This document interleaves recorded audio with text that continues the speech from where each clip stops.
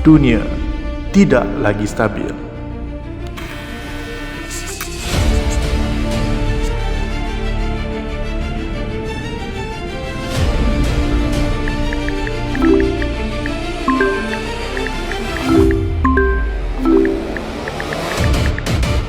Jadi saya ingin sekali lagi menyeru rakyat memilih, menyaring berita, mencari fakta yang betul, cuba sama-sama memantau keadaan, semak dengan rapi dan mengambil langkah untuk menyelamatkan keluarga kita, masyarakat kita dan negara kita.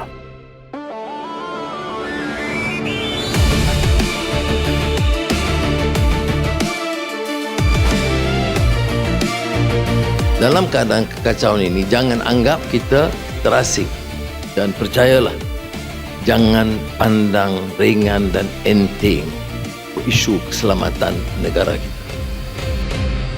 Marilah kita bersama membina negara bangsa. Aku kasih Malaysia. Aku kasih Malaysia. Aku kasih Malaysia.